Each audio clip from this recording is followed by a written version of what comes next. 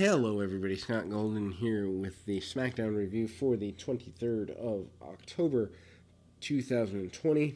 I've seen much worse shows from SmackDown. Overall, not a bad show, and this is what frustrates me about WWE.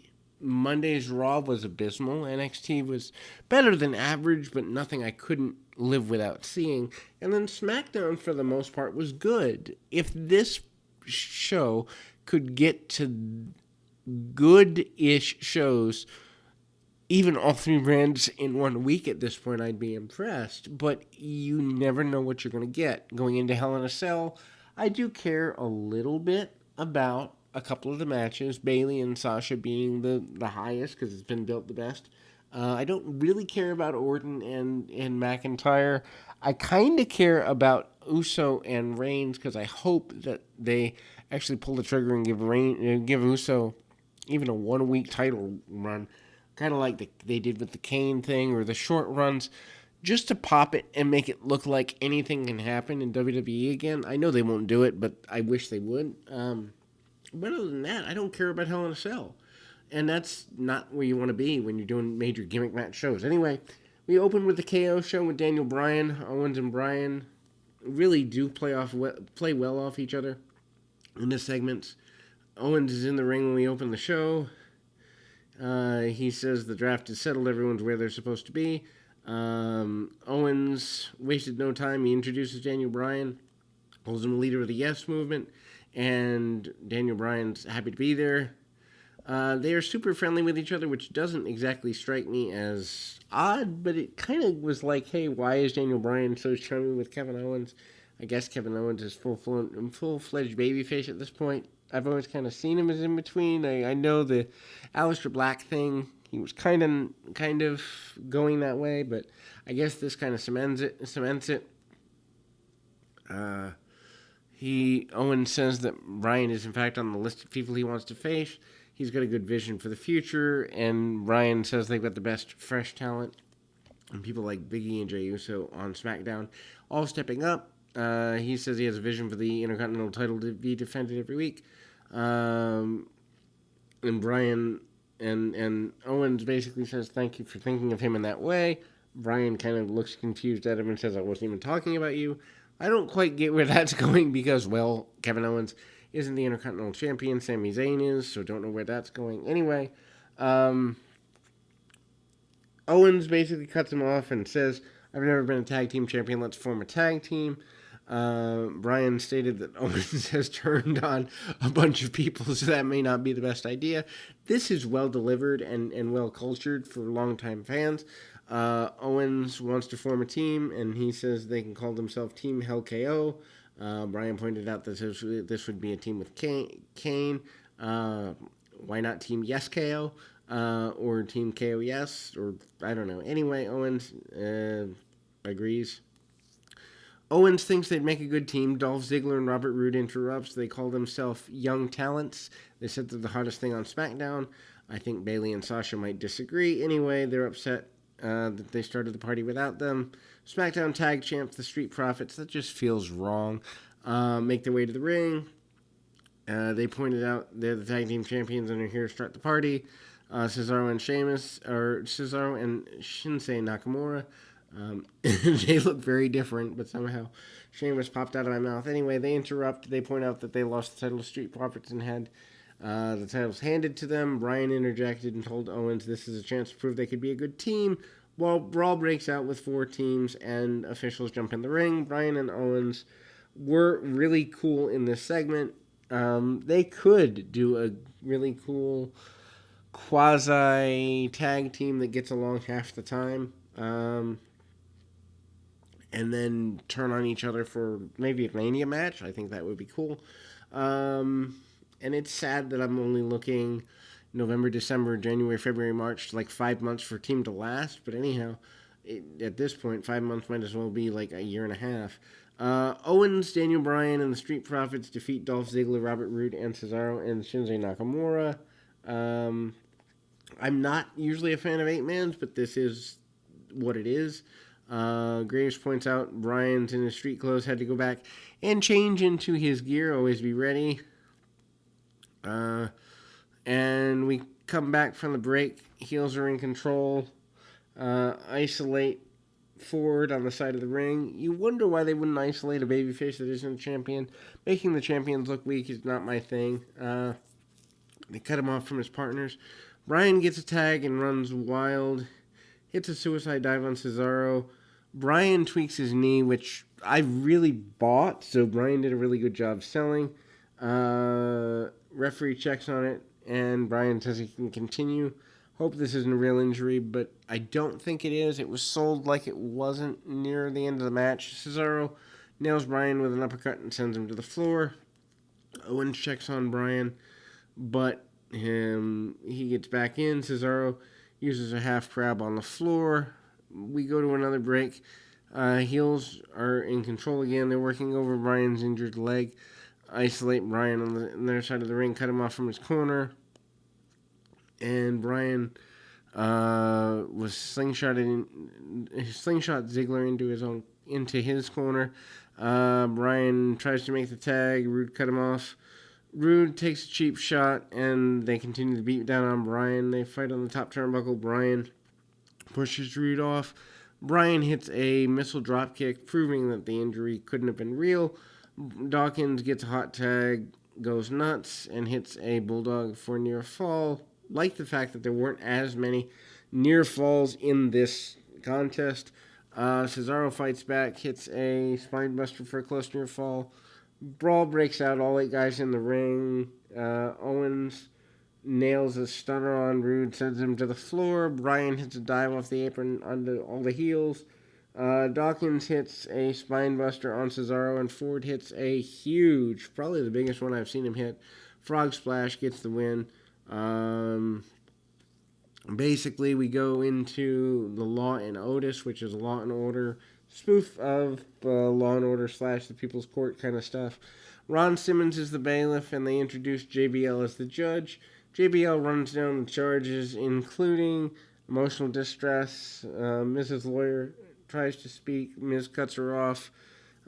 He's disgusted that Otis has the money in the bank briefcase and says he is misrepresenting it. He says someone like him should have it. Haven't we done that storyline before? Anyway, Otis points out that he should have it because, well, he won it. And he won the money in the bank to get it. The lawyer points out this is a good idea. Miz fires his lawyer for being logical. Bianca Belair makes her way out for a match that I don't agree with. I don't agree with the match because it's Zelina Vega, and I think Belair should have been in there with somebody with a little bit more seasoned experience for her SmackDown debut. Daniel Bryan, Kevin Owens, and the Street Profits are celebrating their match. Bryan yells that he wants the smoke too. He stuck his fist out and screams, "Fist me, guys." I don't think that's how this works. This comes across as really good comedy, and I'm laughing just thinking about it because it was delivered so well. Sami Zayn approaches Daniel Bryan. He says that others can do what they want, but as he's the Intercontinental Champion, he shouldn't be told that he has to defend. Bryan should have called him out. Zayn didn't care. Zayn has no plans to defend the title weekly, and he's going to do things his way. I assume this leads to Zayn versus Bryan, which could be good. They announce Seth Rollins versus Murphy for later tonight. Bianca Belair defeats, I almost said deletes, but that might just as well be good. Bianca Belair defeats Zelina Vega. Belair does some impressive moves here. Vega has an early advantage. Belair lands on her feet, takes out Vega. Vega tries to run away, doesn't get very far. Vega hits Belair with a kick to the head. Vega regains control, and she picks up Vega from a deadlift and presses her into a press slam, dropped her on the turnbuckle. Belair then hits the KOD for the win.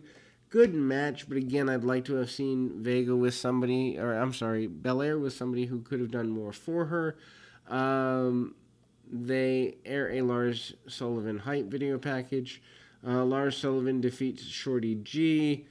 Kayla Braxton interviews Shorty G pre-match and asks him why he wants to do this. Basically says he couldn't get signed anywhere, couldn't get drafted to Raw or SmackDown, and he has to prove how good he is, so he calls out Lars Sullivan. He gets completely squashed, and Shorty G attempts a crossbody off the turnbuckle. Sullivan catches him and hits a fallaway slam. Sullivan then slams him into the mat. Shorty G fights back and pokes Sullivan in the eye. Shorty G hits a Liger kick in the corner, attempts a second Liger kick, but Sullivan moves out of the way. Sullivan torses his opponent across the ring, hits a hard clothesline, and then a freak accident for the win.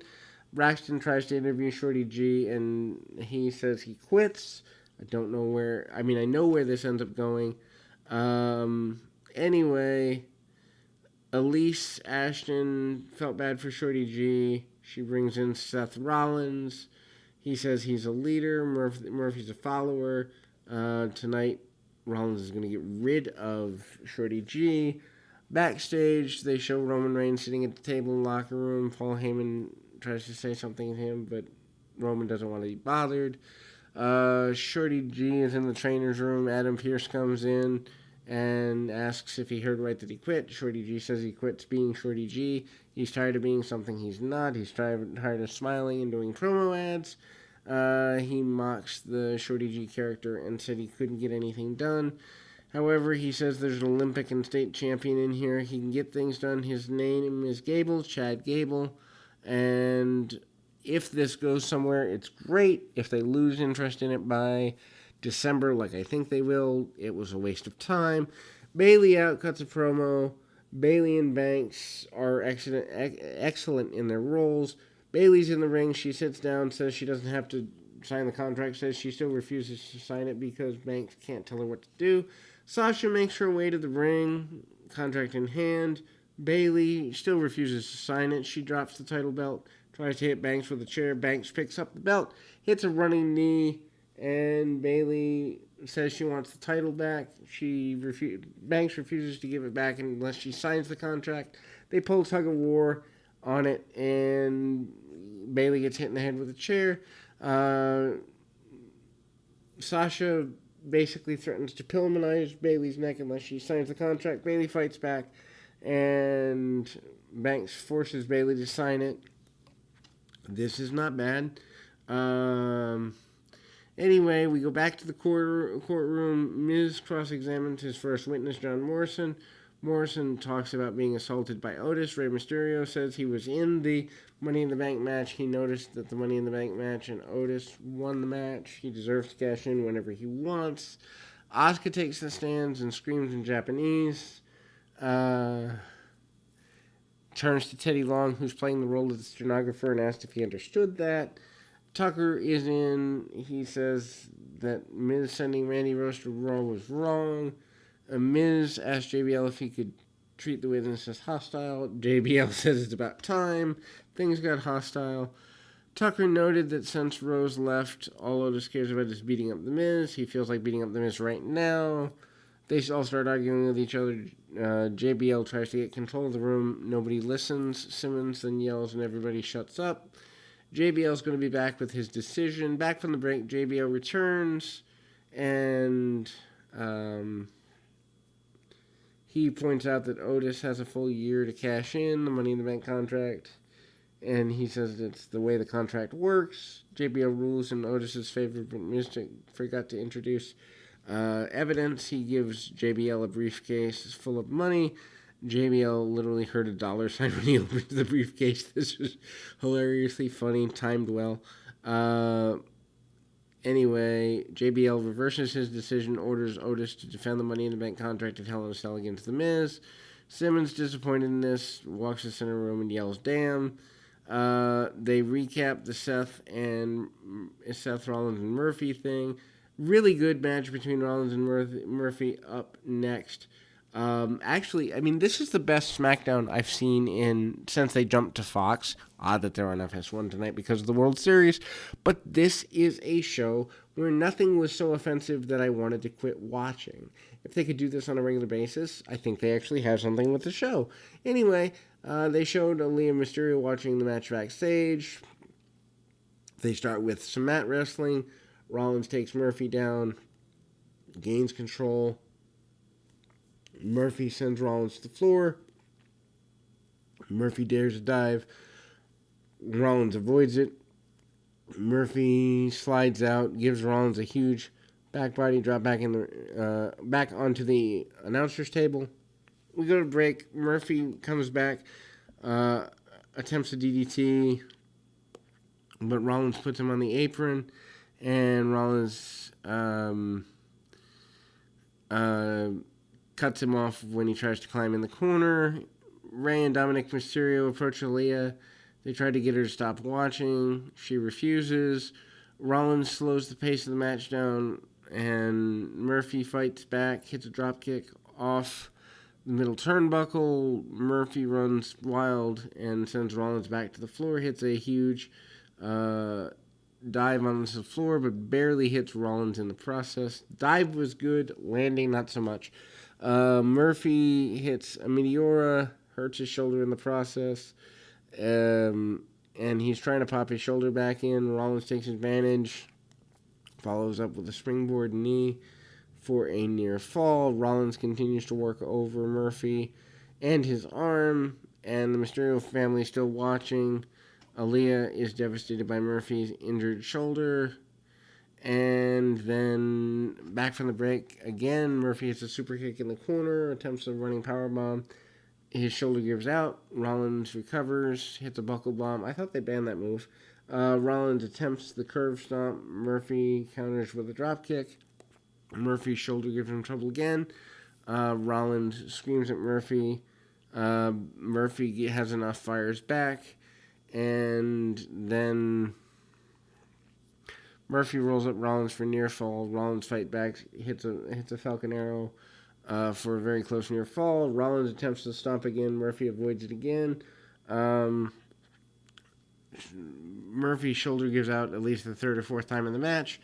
Rollins slams Murphy down on the shoulder and hit the curve stomp for the win. Rollins grabs the kendo stick from under the ring. In the ring, Rollins teased hitting Murphy. Aaliyah comes out. She enters the ring to protect Murphy. Rollins stood over her. Dominic runs out and basically, asks his sister why she attempts to run in. Rollins jumped Dominic from behind. Rey makes the save. They're both upset with Aaliyah for getting involved and says it's none of their business. Dominic kept saying she shouldn't be there. Aaliyah walked away and checked on Murphy. Rey and Dominic stopped arguing and stared at Murphy and Aaliyah. I know it's going to Aaliyah turning on her family, and I like how they're getting there, at least to some degree. So a backstage worker knocks on Roman's door. Paul Heyman answers, and he's annoyed. He says Reigns will go to the ring when he's ready. Another great promo segment. Jey Uso and Roman Reigns are both really good in their roles here. Roman comes out. Reigns is about to speak. Jey Uso interrupts on a screen wearing a mask. He's sitting in Reigns' locker room at the table. Uso noticed the room's an excellent thought. They used to be cousins. He mocks Reigns, tells him not to ask him. He should ask his brother. Uso takes off the mask to reveal it's actually Jimmy. Jay's in the ring, appears behind Reigns. Jay grabs a chair, boot to the face by Reigns. Jay recovers, nails Reigns with a super kick and a splash off the top. Jay and Jimmy celebrated on the top of the ramp. Reigns is in pain. He grabs the mic. He notes that if he quits, he won't be champion in the face of WWE or the head of the table, but that'll be all good. Reigns then says that when he makes Jay quit, it's over for him.